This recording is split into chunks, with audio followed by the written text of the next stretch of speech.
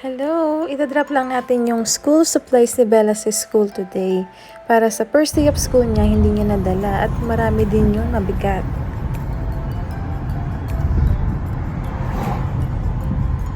Pinagdadrive tayo ni Daddy pero later may pasok pa siya.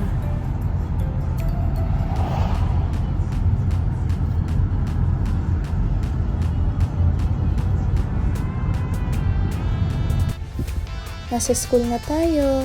Kung mapapansin nyo, maraming sasakyan. Kasi ganito dito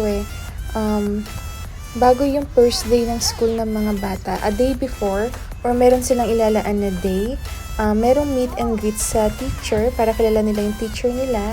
And then dun sa meet and greet sa teacher, pwede mo na rin i-drop yung school supplies ng mga bata.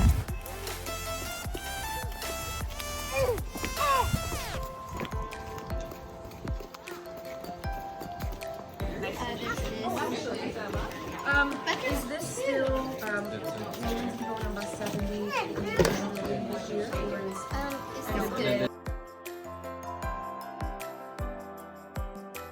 Hello! Today is September 5 and then first day of school ni Bella sa grade 5. It's crazy. O yan, malamig kasi ngayon. So, hatid ko lang siya. Bye! Ingat!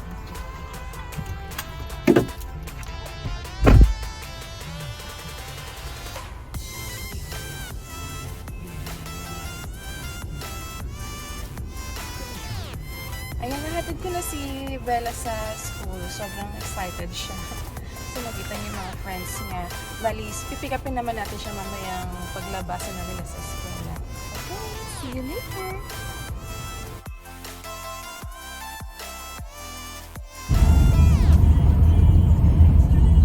On our way na para sunduin si Bella sa school.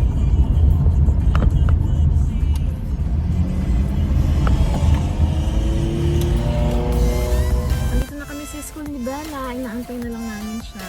Ay, bali pala, nag-change pala sila ngayon. Bali, nakapila na yung mga sasakyan. Tapos, i-assist ng mga teacher yung mga bata dun sa families. So, yes. Hello. Kami hello.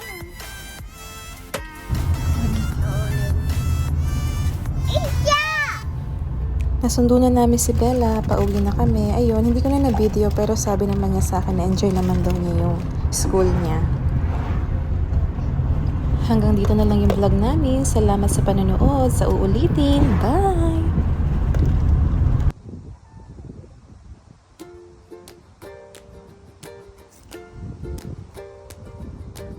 Let's go!